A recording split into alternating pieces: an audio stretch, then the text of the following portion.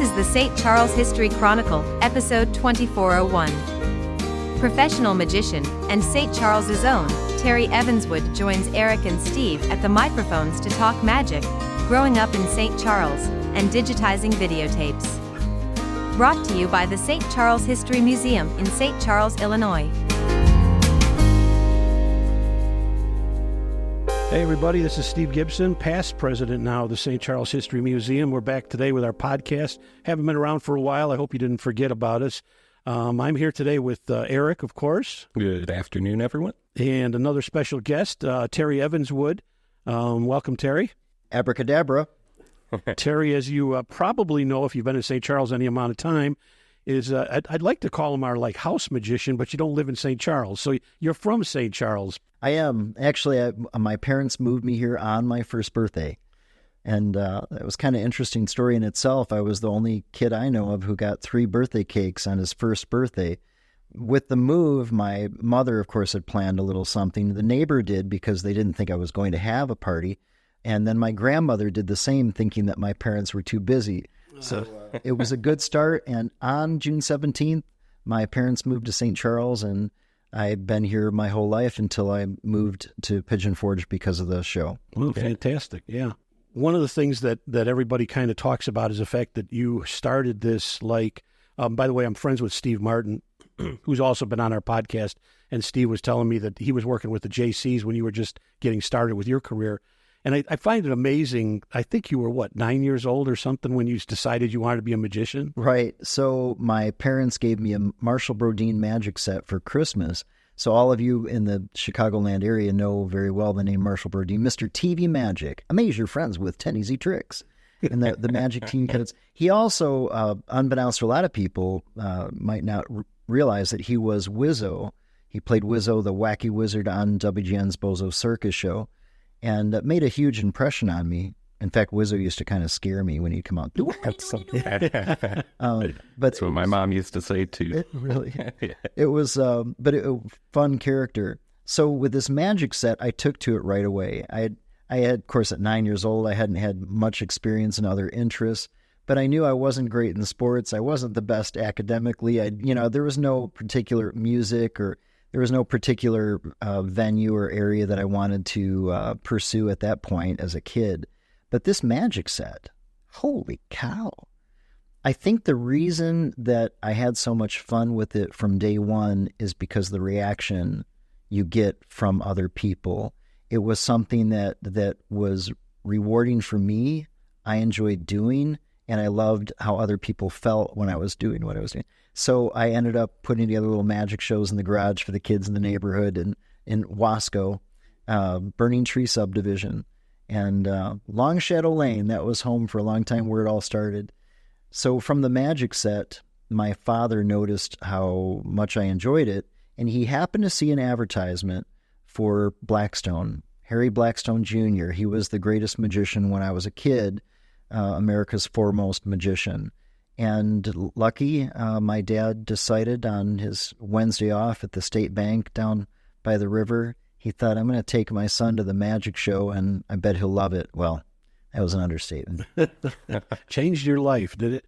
It really did. So my grandfather and you actually have rather similar stories. Really? My grandfather was a magician as well. Oh, wow. He was the great Andre. He partnered with his brother. They were Roy and Ken Matson.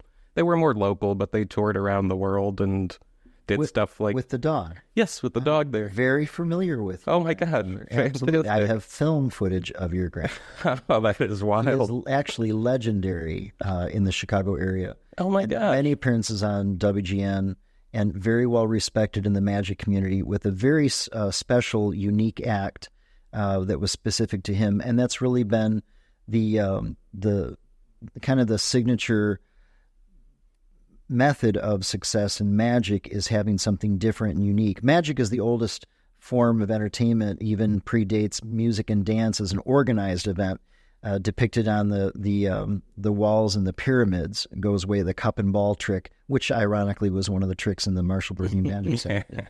So the point being, to be different, to be noticed, to be recognized in magic takes something special, and your grandfather is one of those Oh, that's fantastic to hear. I honestly did not expect that. So, yeah.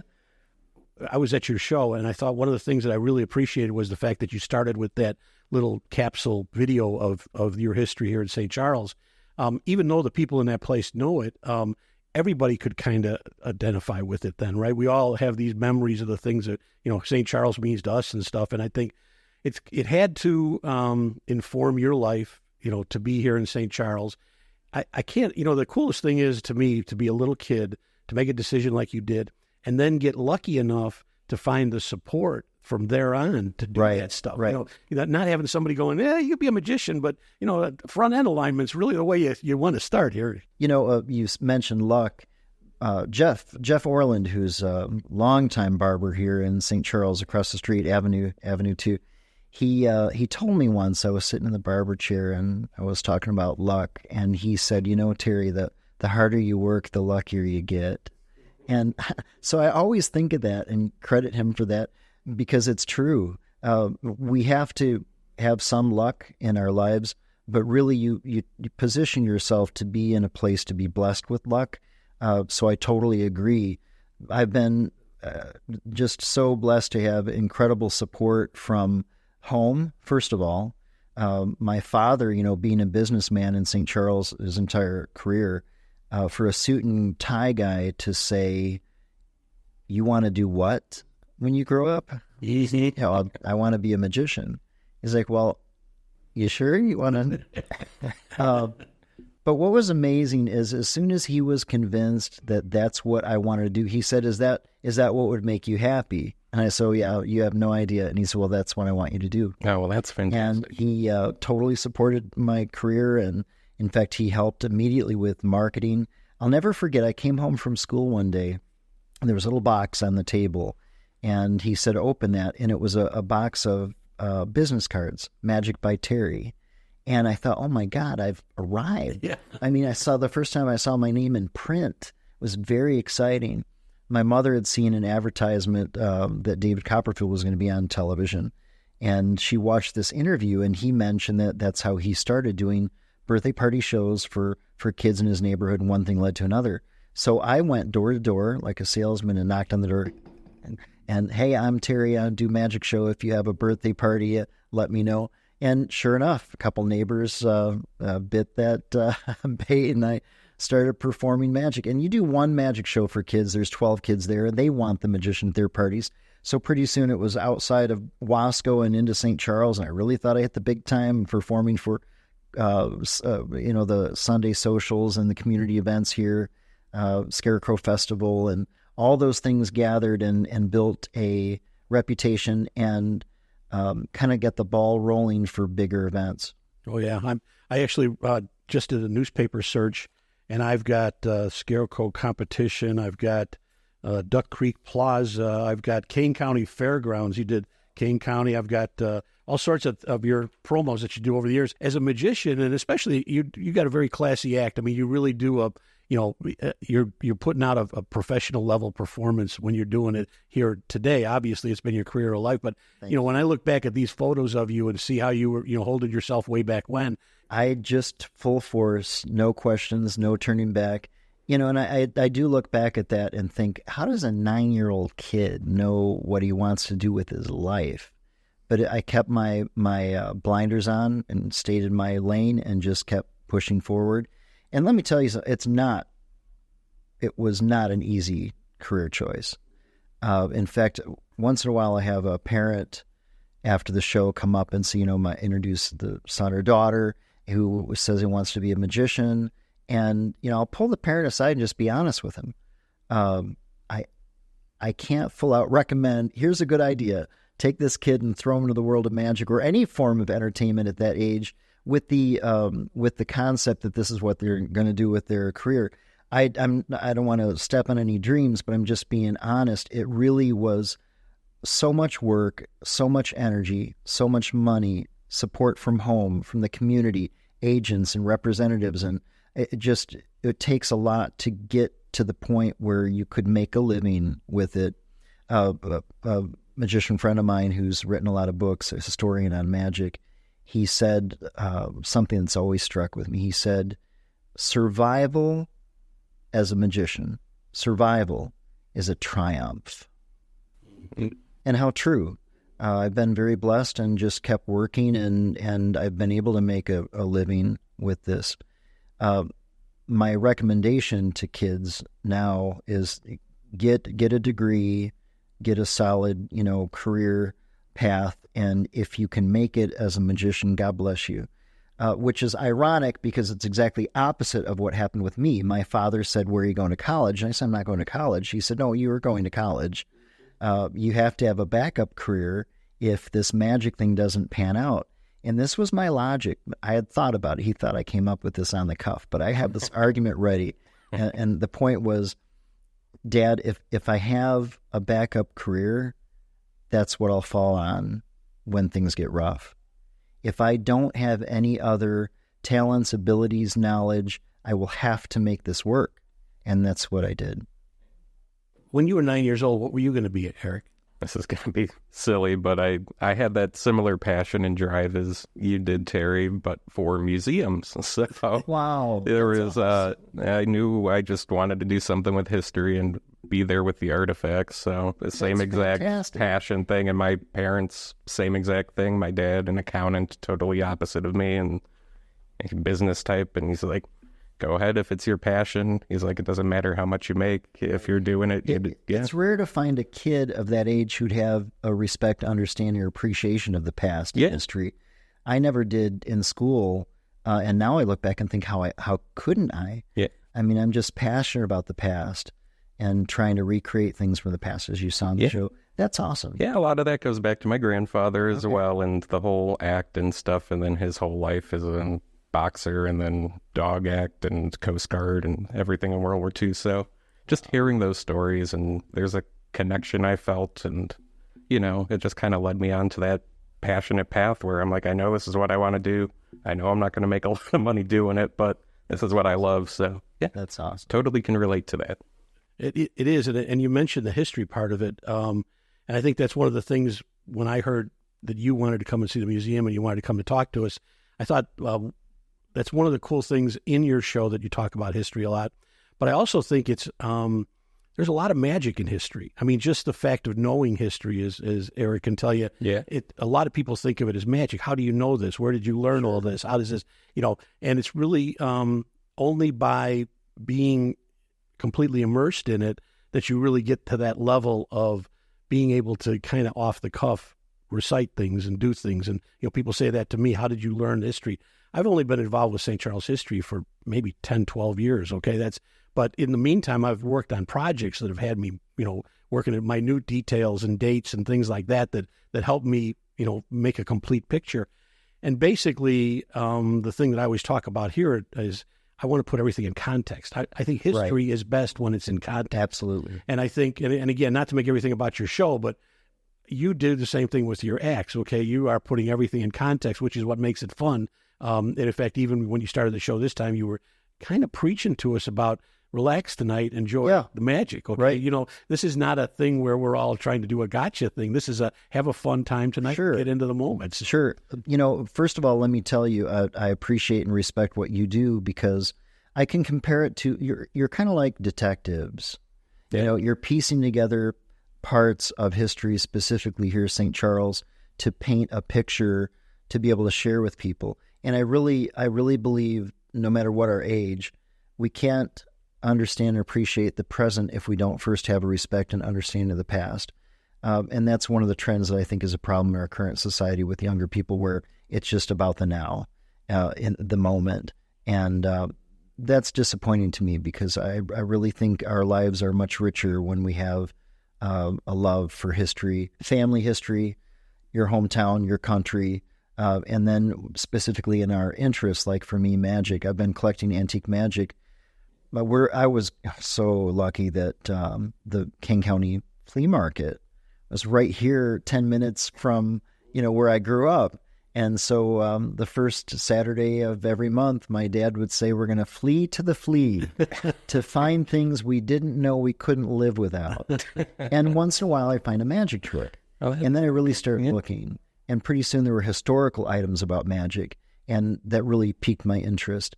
And it got so obsessive. I had a T-shirt printed that said, "I collect magic" on the front and back, in case I missed something and a dealer spotted me and say, "Hey, I got a book on Houdini," or whatever.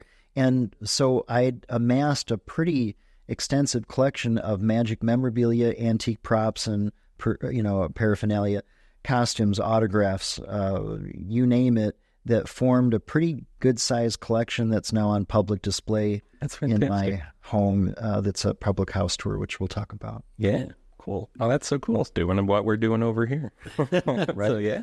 Yeah, and that really, the fun of it is to be able to make the story complete for someone.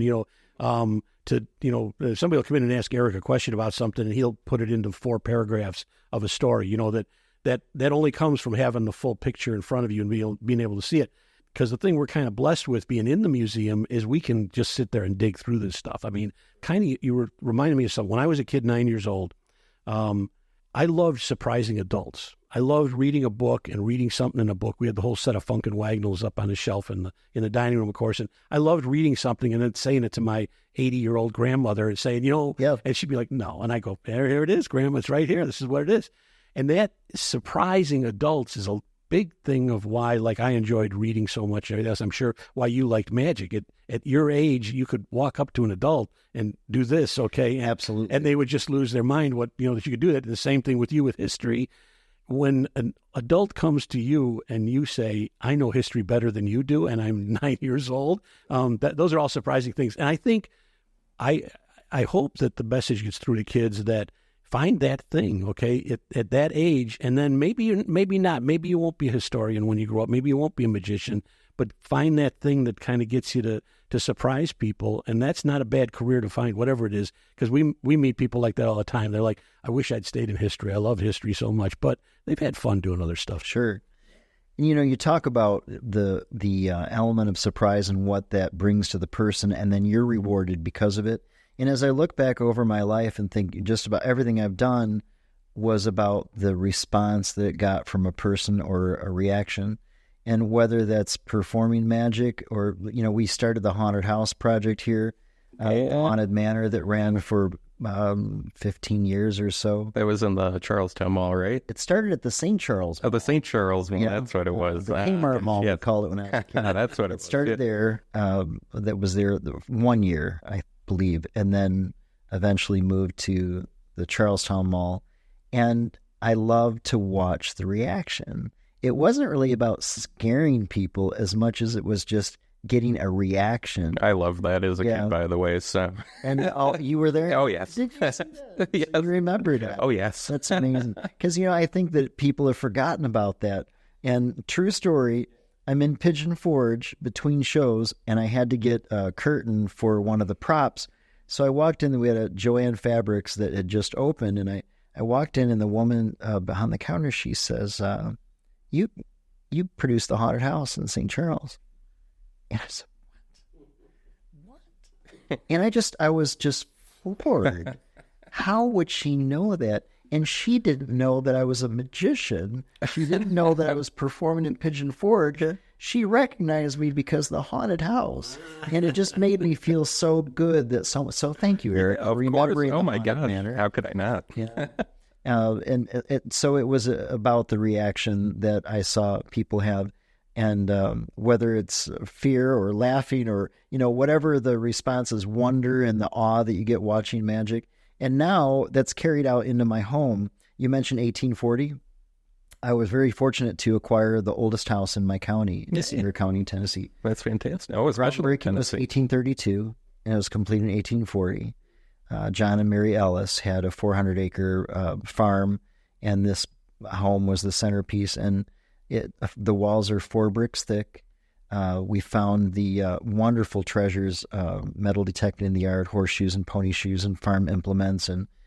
But the long and the short of it is now it's open for public house tours because I love history so much. So I can share the history of Sevier County, the specific house, and also my magic collection that's there, the antique magic collection.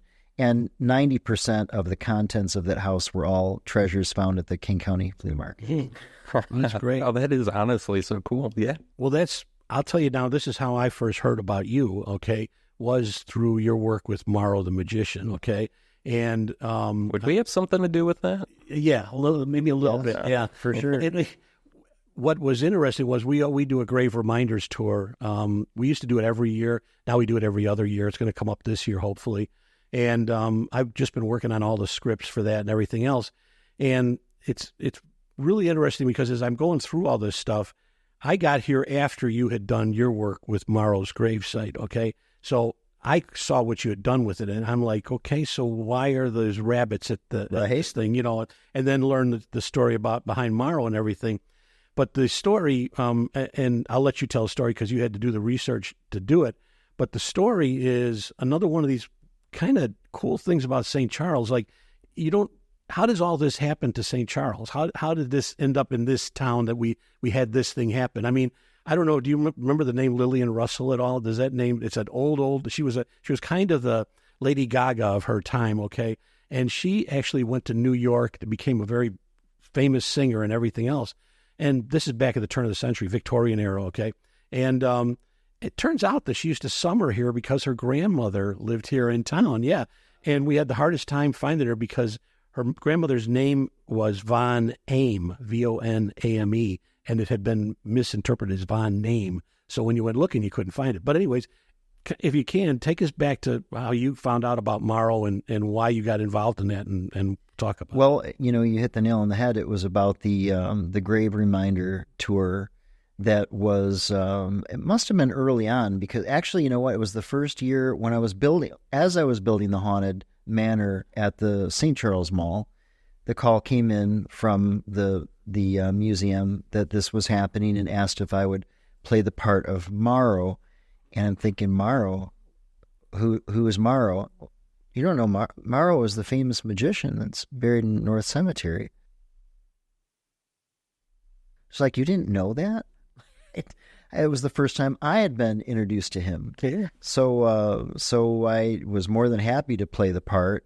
And the museum had some files on Morrow that I could do some studying and find out the type of personality he was, what his dress of the day would have been, specific tricks that he did, so I could put together an act to perform out for the cemetery walk. And I was so excited to do that. And so these groups would walk up and I would introduce myself as Morrow and present the tricks that he would have done at the time, which was a unique way of doing it, because I could actually present something more than just talking about him. And I was told and saw the pictures, which Eric has been kind enough to give me a copy I'm looking at, of a picture of a team of horses pulling a huge boulder through St. Charles. And the story was Morrow had a property in Leland, Michigan. That was his home area. Beautiful home built that was kind of a treasure in the magic industry. Even Houdini came to visit Morrow's home. There was a huge 3-ton boulder in the front yard. And Morrow had told his wife, Allie, that when his time came, he wanted to use that as a marker for his gravesite. And because of his love of St. Charles and having found his future wife here from touring, he was on tour and had a stop in St. Charles and ended up staying for quite a while and fell in love, and they were married and ended up retiring in Leland, Michigan until his early death. But that promise was kept. She had that stone transported by rail to Geneva. The team of horses picked it up and tried to drag it up 25. I mean, it's amazing that they were able to accomplish this at that time and place the stone. Now, here's the interesting thing about this. When I was performing there that day, I went to find this 6-foot-tall boulder. There wasn't one. There was a Kaiser family plot, which was his wife's maiden name. So I knew I was in the right spot. And then it hit me, this was the monument, but it's tipped over or been pushed over. And there was no nameplate on the stone. And then I started thinking about it in between. I'd sit on that rock in between groups coming through the cemetery walk. And I thought, you know what? His nameplate is face down in the mud. Yeah. That's what's happened. And I made him a promise that if I ever had the ability, the whereabouts to do a restoration of the stone, that I would make it happen. Well, time passes, and we all make promises that sometimes don't come to pass.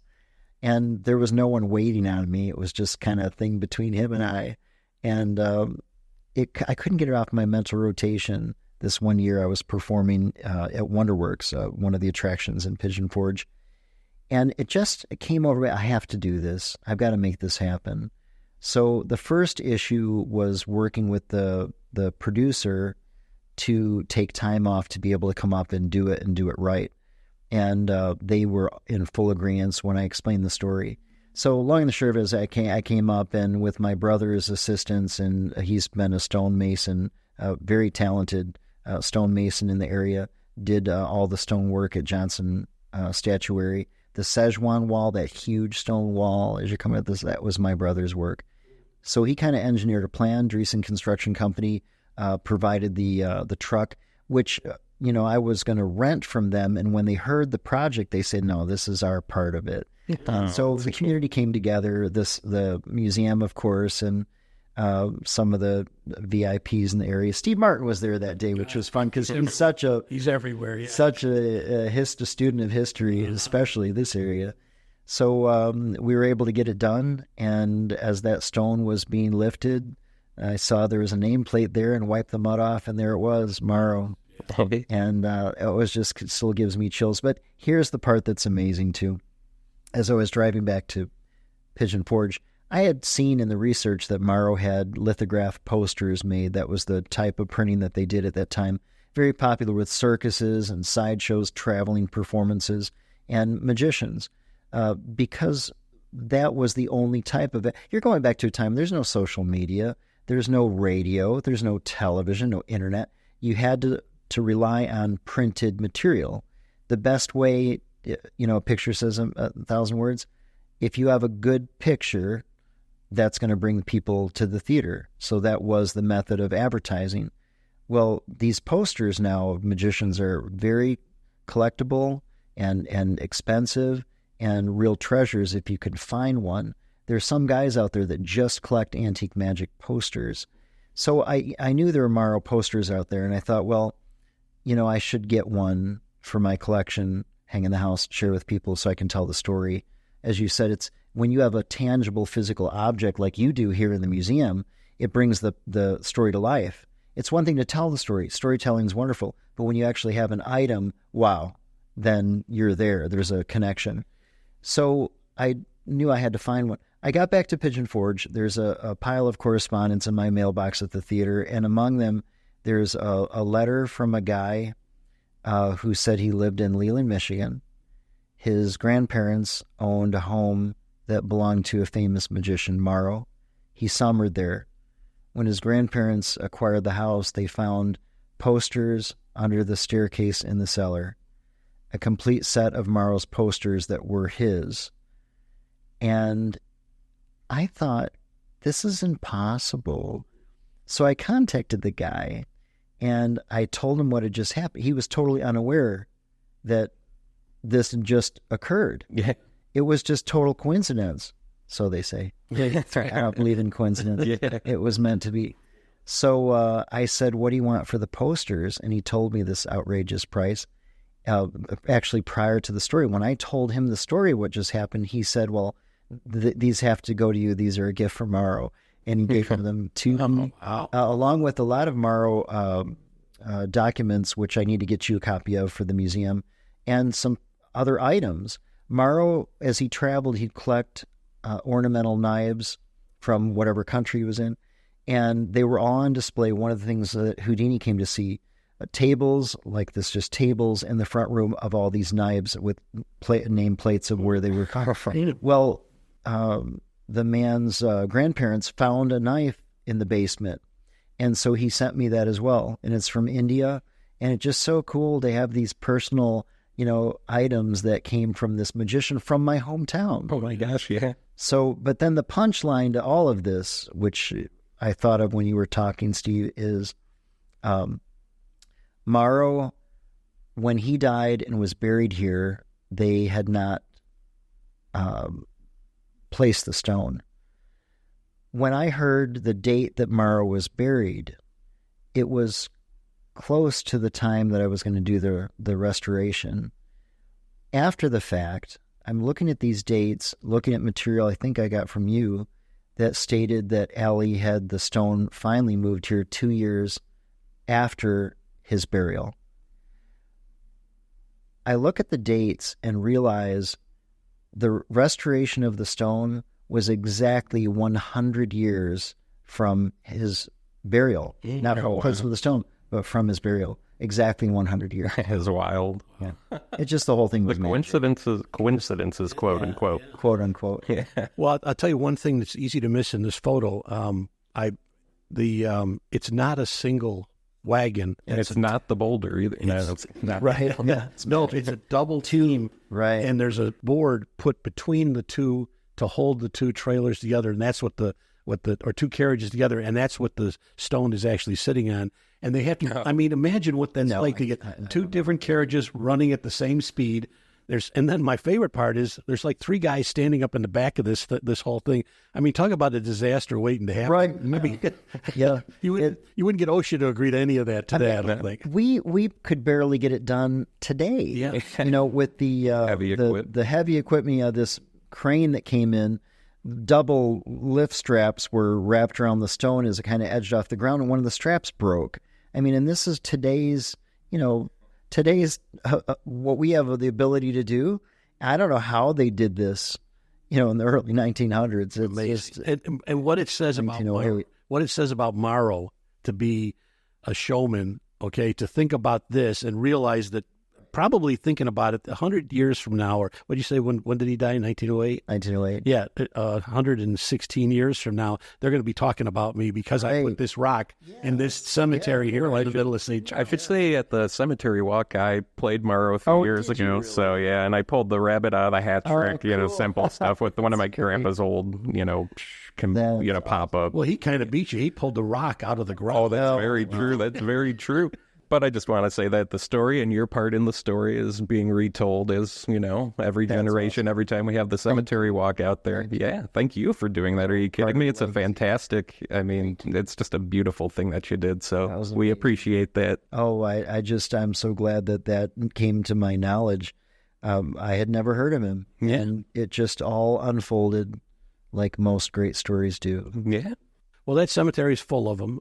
Just as a little promo for when we do it, I just got done reworking 67 scripts for different characters in that cemetery. We're really working on trying to add people that we didn't have before, and Eric's been working on a lot of different people too. And it's funny how we're finding so many cool stories. Everything helps make the picture more real to people today. And I think the one thing, when I first got involved with the museum years ago, I didn't really know if I liked the idea. I'm not a big fan of ghost stories. It's kind of I do downtown walking tours, and I always get the same question, which buildings are haunted? And, in my heart, I would love to tell a story, but I'm afraid that I'm going to say, this is where little Joey Johnson jumped off the bridge, and every year at this time of year, somebody sees his ghost walking down the street, only to find out that Joey Johnson's great-granddaughter is in my tour going, what are you talking about? Joey never jumped off the bridge. It seems to me that it's a very hard thing to do that kind of stuff. But the Grave Reminders tour, we take it not as a scary thing, as you know. We took it as an opportunity to meet these people who you are not going to get to meet otherwise. And I think that's one of the cool things about it, is that we have this ability, and it's still a fun night out. If we do it at night, it's still scary to be in a cemetery. And the other thing that I see that comes into play with what you're saying is there are people who believe in ghosts and people who don't. And if you mix in a ghost story, to that crowd, it just discredits everything that you're saying regarding other stories in history. And you want to be historically accurate. So I totally get that you would not want to mix in theatrics or hearsay into what you do. You're giving a factual account. Right. If you're doing a ghost tour and you're having fun with it and everybody... I was in Edinburgh in Scotland, and as soon as it got dark out, every doorway had some guy in a costume ready to take you on a ghost tour of Edinburgh, and I mean, that's fun, and everybody's got a thing like, but yeah, that's kind of how I see it. But so when I first thought about Grave Reminders, I thought, and then now I see it, And we have so much fun introducing people to these people because, like you learn with Marl and other people in town, we've got a lot of pretty cool characters in this town when you think about it. So, and you have a responsibility with the museum here that I totally respect, in that nothing here is hearsay or legends. You know, you're dealing with hard facts and artifacts that prove a story to be historically accurate. Yeah. Terry, I wanted to get a little more background on you, frankly, because I know you started out here, then you moved up into the Bozo stuff, and then you were the youngest performer at the Magic Castle, I do believe. So how did you transition from moving in the Chicagoland area over to Los Angeles, and then how did you move over there to Pigeon Forge? Well, again, it's that whole concept of getting the ball rolling, and the harder you work, the luckier you get in these situations. So from St. Charles, you know, performing at community events and a lot of events at the Kane County Fair, became acquainted with Marshall Brodein. And he took a liking to me because I was doing a lot of the illusions that he used to do when he was my age at the time. So he said, have you been on the Bozo Circus show yet? And my heart's pounding. I'm thinking, well, no. And he's like, well, we need to get you on there. Gotcha. Holy cow. 5 minutes of WGN TV time, for free as a, 14-year-old kid. And this is a dream come true. And Bozo, too. Meeting Bozo and Roy Brown, who played Cookie. So, I mean, literally we're hanging out, with Bozo and Cookie, like on social events. And I remember thinking, this is so surreal. I mean, when you grow up watching the Bozo show, it's kind of a big deal. Yeah. I'm hanging out with these guys. And pretty soon after I did, I think like 12 or 14 appearances on the Bozo show over the years. And whenever they did outside events, fundraisers or parades or whatever, they did Bugs Bunny's 50th anniversary show at Great America. Oh, yeah. And so they would ask me to do the magic in the show. Good, yeah. Then Marshall had a show called Mysteries of Arabia. That was a big deal down at the Rialto Theater in Joliet, which was my birth town. And so they asked me to do the magic for that performance. So we became very good friends, and he had a lot of influence on my career. Some of the illusions that we still perform that I did at the Moonlight Theater were specifically Marshall's that he gifted to my show. Oh, fantastic. So great guy and great stories, great memories. Yeah. But he was the one responsible to get me onto the Bozo show, which was incredible marketing. In fact, it was at that time that my father suggested you better pick a stage name. My legal name is Hoagie, Hoge. It doesn't sound stagey. All the magicians are stage names. Blackstone, his real name was Bhutan. Doug Henning, David Copperfield. Copperfield's real name was Kotkin. And these magicians from the past who have to have a name, I get that when part of your identity is your name, kind of like a superhero. You got to have a title, a name. So the reason my dad had those business cards printed and just said Magic by Terry, because he knew that one day I might want a stage name, so he left my last name off of it. So I had all these years to contemplate what would my last name be. Lucky for me, living in Wasco, taking the bus down Dean Street, heading to St. Charles. One of the first bus stops was the corner of Dean Street and Evanswood Lane. So the bus would stop there. And of course, I'm not thinking about my studies. I'm not thinking about what did I forget to study or finish to get to school. I'm dreaming about my career in magic. So I'm, looking out the window every day, and I see that sign and thought, Blackstone, Copperfield, Evanswood, Stonefield Wood. It just seemed like Evanswood. That's got a cool ring to it for a magician. So, it was many months looking at that and contemplating, so you know what? Yeah, we got to go with Evanswood. So my first appearance on the Bozo show, my dad said, Bozo's going to introduce you, and do you want him to just say Magic by Terry, or are you going to have a stage name? Because this could be a branding, and 3 million people syndicator watching the Bozo Circus show. And so I told him we're going to go with Evanswood. So the very first time I was introduced as Terry Evanswood was on the Bozo show. I'd say it was a good choice. Yeah, it served me well. Yeah, it's definitely stuck, and oh my gosh, that's a cool story. So is that any video that's survived? Yes, I have all of it. Yeah. You're going to think this is an exaggeration, but being a history buff, you guys have to come down and visit. Oh, I would love to. I got family actually in Knoxville. My grandpa's sister, that one actually lives in Knoxville. So we've been down to Pigeon Forge once actually. You So let me know. You gotta see the show and see the Oh, house. I'd love to see the house. I mean, it sounds wonderful. In the house are all the collections, as I mentioned, most of which came from this area. But being, in the age when videotaping was first really a thing and you could have a home video camera, my dad filmed every show. We filmed every appearance on the Bozo show. That is exactly what happened As we with our traveled, it just continued. So the video collection became like, no joke, 1,500 videotapes of my career from my first early style of birthday party shows in Wasco. And so every facet of my life was documented. And since the advent of DVDs and digital recordings, this is my point, no kidding, there are over 3,000 DVDs of my life. 3,000 DVDs cataloged, like you do here, where I can go to a date or a show and keywords to search something, to have like the footage that I found for the Morrow introduction, the introduction of St. Charles in the second half of the show at the Moonlight Theater. So there's a lot of documentation. Oh, I know how much of a pain it is to get that all organized as well. Yeah. Just the transfer of the I was going to say, videotapes. have you done the digitization? Yeah. I spent 3 years and burned through 12 transfer machines to go from 12 burned out from the to transfer all those videos. I was gonna say, if you ever needed a hand with the digitization, but you got it under control. They're like, I do that. So yeah, that's one of the things that is so fantastic. We're always fighting here too is archiving. Okay, being able to get stuff in a place where you can find it later and to preserve it for the future. Because one of the first things I learned when I came here to the museum was how little we didn't appreciate newspapers.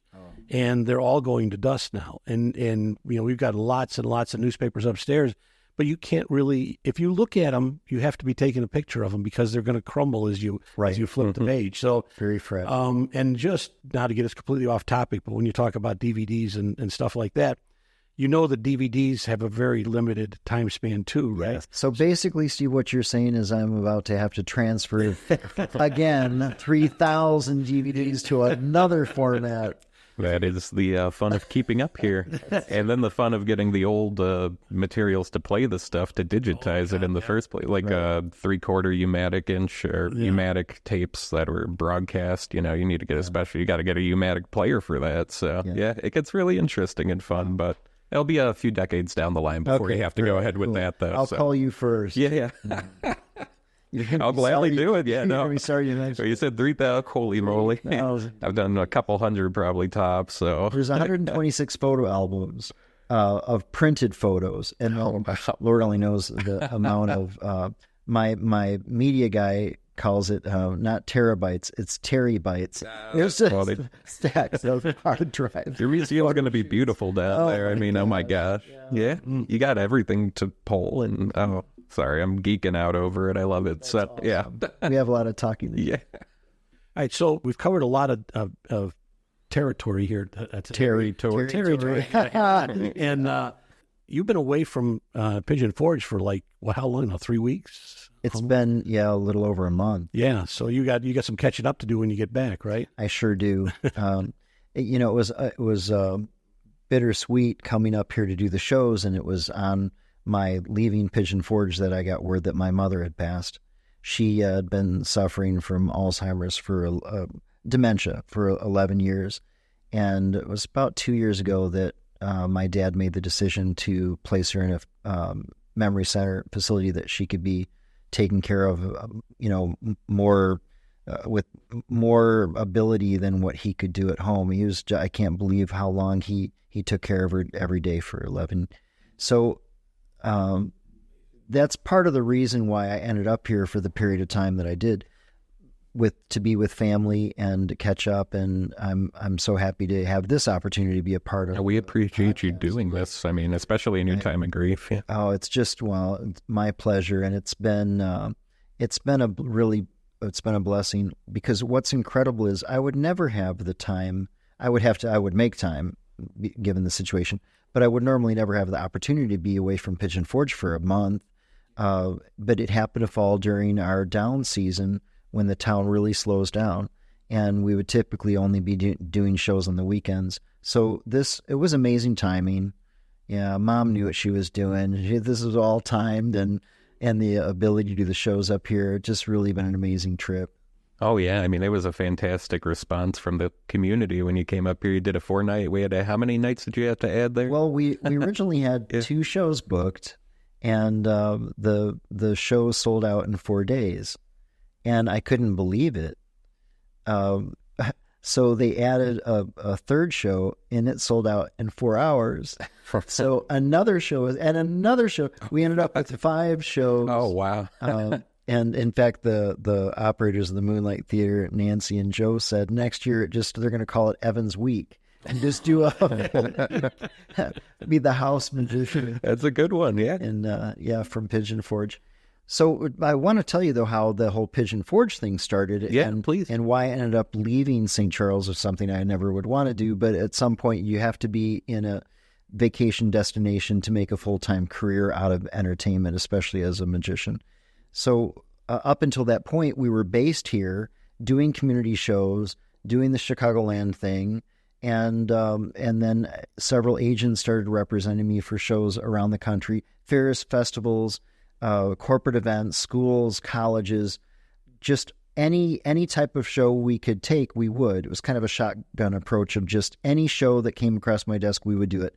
Close-up magic, which you referenced earlier for, private parties, on up to 2-hour stage illusion shows wherever it was with the Tigers and da-da-da. So that's kind of where it was. And I finally thought, so Tammy, my assistant at the time, who had been with me for 21 years by the time it was all said and done, she had been booking shows through these agents and keeping up with calendars, sometimes 6-7 months in advance.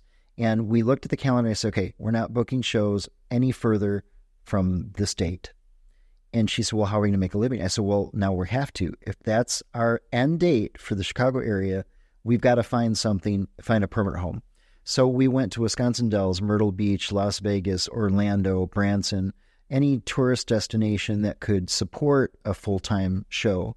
But we wanted to find a place where there weren't existing magic shows. And it's not that we're afraid of the competition. I just felt it would be unfair to go to a community where a magician's already there making a living and step on somebody's toes. My career, as far as that was concerned, was not as important. The integrity of being a good guy in the industry, I'm not going to step on somebody's toes. The other magician's code. That's it, yes, yeah. Number 1, don't tell how you do your tricks. Number 2, don't step on anybody's toes. Yeah. So, I couldn't think of a better place than Pigeon Forge, Tennessee. That's where my parents used to take us kids vacationing. Yeah. Every year we go to Tennessee, Fall Creek Falls, Tennessee State Park. Beautiful park, highest waterfalls this side of the Mississippi. Less than 2 hours away was this magical town called Pigeon Forge. And at the time it was Silver Dollar City was the amusement park, which they have a sister park in Branson. Silver Dollar City. That's what became... Or as my dad called it, Steal Your Dollar City. And then became Dowellwood. Yeah, there we go. Really put the town on the map. So I told Tammy, we need to go look around. And so we went there and started knocking on doors. There were 12 theaters, and all of them were booked with 12 country music shows. There was no variety. And I thought, what, this is what we need to do. It's going to take some time. We're going to break into this market. So the only performance we could get was a morning show. So we did a morning magic show in a country music town. Here you have 12 nighttime country music shows, and here's this random, 10 o'clock in the morning magic show. Our average attendance was 8 people, in a 1,000-seat theater. But I just said, this is going to work, and we just kept going, and the next year we had 20 people, and it just little by little grew. It was not overnight. So I performed 2 years at Eagle Mountain Theater, 8 years at Country Night Theater, 3 years at Magic Beyond Belief Theater. That's when we had the Tigers. Yeah. Then I moved across the street to a larger venue, Wonderworks. I was there for 10 years. And now when COVID hit and all these changes happened in town, I moved to Grand Majestic Theater where I am now. And Saturday, a couple days away, will open our 28th year. 28 years now as the longest running show in Pigeon Forge, in a town where they told me a magic show would never work. Yeah. It was a country music town, and we've outlasted. Well, I was going to say, act. you were there before what Pigeon Forge has become as an entertainment capital of the southern United States, really, and you were there. I got it early. Fantastic. 28 years. Pigeon Forge, I lived in Tennessee for a couple of years. We went there, rented a beautiful home up in the mountains and had a great weekend there. But the funny thing about it, a little like Branson, is it's not a country, it's not like Disney World for country people. It is an entertainment destination. So I swear to God, everybody that goes there is probably going, I've done this before. What haven't I done? And to be the magician that shows up, okay, is, one of the big things there that I don't know if anybody in this area has seen it, but we rode them is those like individual roller coaster things they got that you down we got a lot of those one at a time, you're kind of running down mountain coasters. Yeah. And you're like, you control the brakes and everything, I thought this doesn't seem like it's going to have a good ending if you put the right things together, but that's the way that whole place is. It's just a place to have fun in every dimension. Yeah, it's a mecca for family vacations. And it's so perfect for me with the amusement parks and fun houses and carnival atmosphere, midway feeling, great restaurants, beautiful resorts. And you're right away. My pitch for you all to come. Y'all, listen to me. I'm from St. Charles. Y'all come down to Pigeon Forge. And, so the local joke is, after 28 years and 5 different theaters, I worked up one side of the parkway and back down the other side. And people say, Terry's not famous for his magic. He's the only entertainer in the world touring Pigeon Forge. But, hey, we've hung on. I'd say you made a good career out of that. Yeah. My show this Saturday will be my 9,947 shows in Pigeon Forge. So we'll break 10,000 shows in Pigeon Forge this year. But that's not counting the shows I had done for the year from when I was 9, my first birthday party of 9 until I moved to Pigeon Forge. So I know right now we're over 10,000 magic shows. That is incredible. I can't believe it that myself, but it's honest truth. So now you can in your sleep, right? Yeah. It takes no effort. You don't have to worry about anything. It's funny you say that because I do it in my sleep. Last night, no kidding, I woke up this morning. Last night I had a dream that I came up with this great concept for this new illusion. We talked about having to be different, and I'd found this effect that I thought, this is going to really blow people away. And it was just an incredible idea. And I couldn't believe in my dream I hadn't thought about it. I woke up this morning, I'm thinking, that is the dumbest. And, in your dream, how you think things are so wonderful. Yeah. I woke up, I was so disappointed. Oh, that was dumb. Great. So are you coming back to St. Charles again? What do you think? Oh, absolutely. Right? Okay. I can't stay away. Okay. I have my heart is here. Good. Well, if you're doing more shows here, let us know because the community, you say you saw how they responded to you, but I can tell you that the vibe that was happening as soon as people found out about it. And the thing is, the St. Charles doesn't forget you. They like having you back here. So that makes me feel so good because there was a comment that I don't know. I won't mention names, but there was a comment that got back to me that Terry's been gone from performing in St. Charles. No one's going to remember him, and I started believing that. And then when those shows were selling, I thought, oh my God, I just had tears in my eyes thinking, wow. Yeah. They haven't forgotten I would say St. Charles. No. That's awesome. Yeah. No, and they won't, especially here. We always have pieces of you, whether you like it or not. No, it's so funny for those listeners. I'm looking at the table and there's kind of a splattering of pictures and newspaper articles. And, sometimes if I go to someone's home and I see that, I think, okay, stalker, but here it's an honor. It's absolutely an honor to see this collection you're building of Terry memorabilia. Yeah. All right. So what is one of the more memorable or, important moments you've had on stage that you could recollect, Terry? Well, I'll tell you, there's been a couple. One that it's a very involved story, but basically probably the greatest thing that's ever happened in my career. I was born on June 17th. Exactly a year later, on June 17th, Don McLean released the song, Vincent song, which most people recognize as Starry, Starry Night. Quickly became my mother's favorite. When I was designing the card act that you saw, the manipulation card routine, I couldn't think of a better song than my mother's favorite. So I created that as kind of a tribute for my mom. And now Jump Ahead, I've been doing that thousands of times in the show. So I think I know I've heard that song more than Don McLean. Starry, Starry Night, twice a day, 7 days a week for the last 28 years. So it really made an impression on me, and it's become one of my standard. There won't be a show where I don't do that routine. So this particular night, we're performing at the Magic Band Believe Theater. Woman came to the show and recalled this story for me. She had brought her daughter, single mom, brought her daughter to Pigeon Forge for what she knew would be their last vacation together. She had planned on taking her life on the Monday after that weekend. She felt she was an unfit mother and that if she was gone, her daughter would have a better life with anyone than with her. She brought her daughter to the brochure rack where you pick the things you might want to see or be interested in. And thankfully, her daughter picked the magic show. And so she said, well, we're going to go to the magic show then. So they went to the show that Saturday night. And in the show, here comes Starry, Starry Night. And in that song, there's a suicide reference because the song is about Vincent van Gogh. When no hope was left in sight on that starry, starry night, you took your life as lovers often do. So she heard that. She's thinking, how would there be a suicide reference in a magic show? So she started paying attention and kind of felt like that song was speaking to her. Well, towards the end of the show, in the South, they call it a testimony or preaching. I don't preach, but I do kind of give a heartfelt talk with the audience about real magic, and that is the blessings that we have in our life, our health, our friends, family, food, shelter, and freedom in America.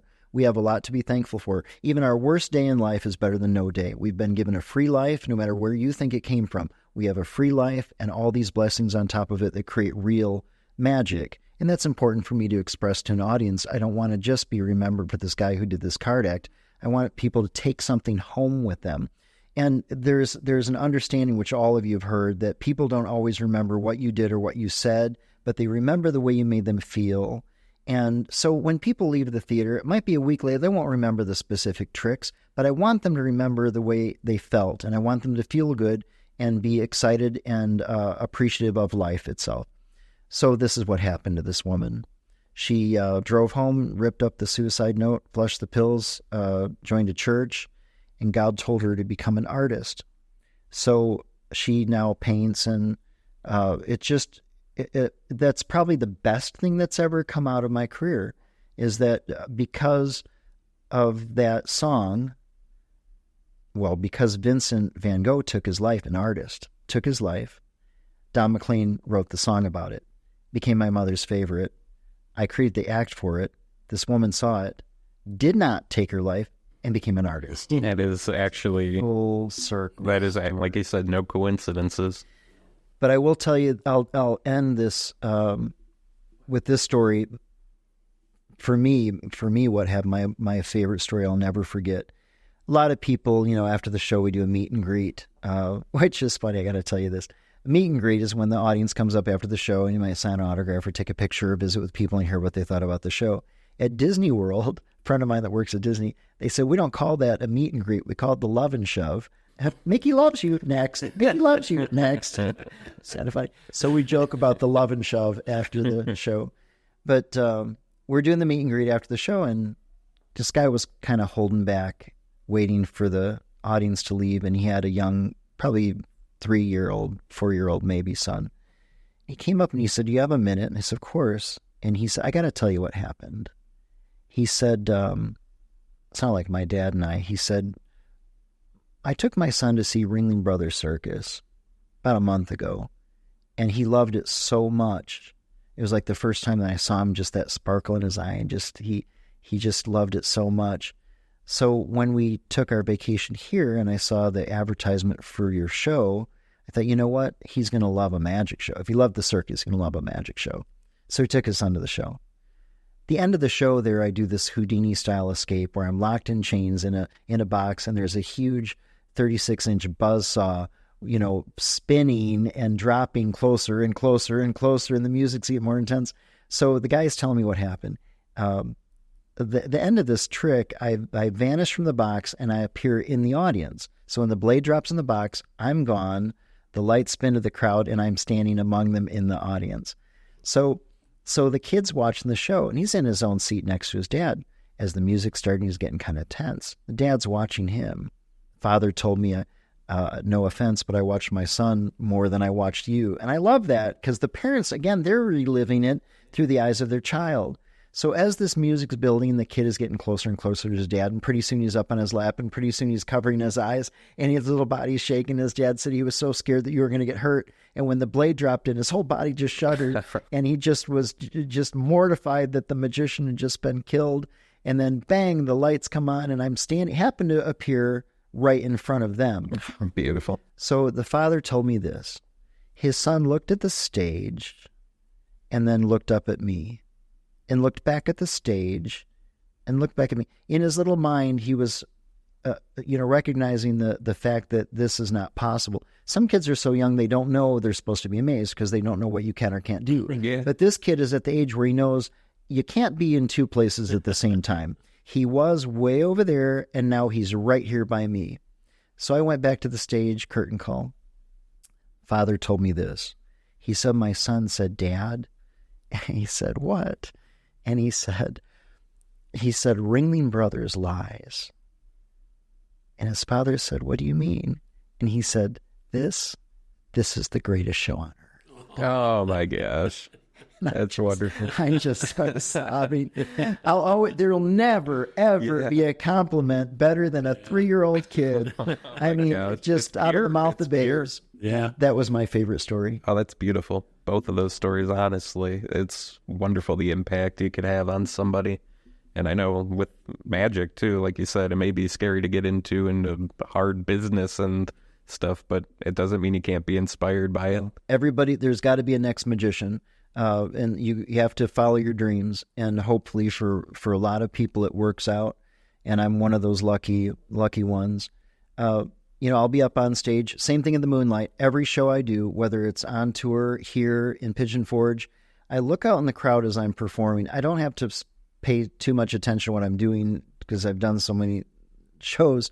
So I watch the audience a lot. They're my show. They think they're there watching me. I'm there watching them. They're my show. And sometimes they're very entertaining. But I always scan the crowd and find that kid.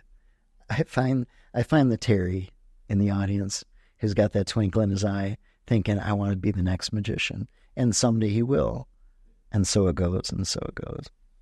That's fantastic. Yeah, fantastic. Well, great stories. I really want to thank you for coming out and visit with us today. Oh, absolutely. Taking time out of your, brief time you got here. Trust me, this has been a highlight. This has been a highlight of my trip. I love St. Charles so much, and to be invited to do the podcast with you, this is really, who'd have thought when I was a kid that I'd have enough to share and say to be involved with the museum. And just, I find this an honor, so thank you. Yeah. Thank you, Terry. Yeah, we really appreciate it. This is a great way for us to get the story out to the community and then have it available over and over again. And when people come looking for something a year or 2 or 10 from now, hopefully it still be findable. So yeah, really do appreciate it. Eric, you got anything else you want to talk about? Oh, no. I was just going to say we'll have to just convert them to a different disc. Right. And while you're at it, I'm going to send you 3,000 views. That's going to be brutal. Now there is one magic trick I can do over the airwaves. I was going to ask you about that if you had any you could do in audio. Yep. So here's my one trick with just audio. I'm going to disappear on the count of 3. Ready? 1, 2, 3. Where'd he go? Where did he go? Holy moly. Yeah, he left a vacuum in here, though. Folks, we're going to have to go out and look for Terry because we don't know what happened to him. Okay, so let's just wrap this up. I want to talk about a couple of things we've got going on right now. Eric has done a fantastic job with our special exhibit about Duquesne Opera Radio. For those of you that aren't familiar with the Duquesne Company, don't worry about it. Come here to the museum, spend about 45 minutes, and you will be a Duquesne expert. I was here the other day when some people who work at Duquesne came in. They were like little kids in a Christmas story or something. They were oohing and ahhing at everything they saw. Oh, he's got the jacket. So anyways, it's a great exhibit. It'll give everybody an introduction to that. Second thing is May 1st, we're going to have our second annual History Rocks event at the Rock and Ravioli. That's on the first floor of the Arcada Theater building. That's at 6 p.m. on May 1st. Last year, remember, we had Elvis there. This year, Rick Saucedo. This year, we're going to have a bluegrass band called Ransom Creek. I almost forgot it. Look forward to everybody come out. Last year, we sold that out, so it's a limited seating, so be sure you pay attention to that. Otherwise, we've got some other stuff going on. We're in the middle of recording our music sessions with St. Charles musicians. If you or anybody you know has been involved in music in any way, shape, or form, here in St. Charles, come on down. We'd like to get to talk to you, a little bit of podcast thing like this, maybe have you play a song or two and put it in our collection or our archive. And then later this year, we're going to have a nice show with all that available. So other than that, again, if Terry was here, I would actually thank him for showing up again. It's really been it was a nice time to hang out. And Eric, let's do it again soon, okay? Yeah, absolutely. All right, thanks. Have a good one, everyone.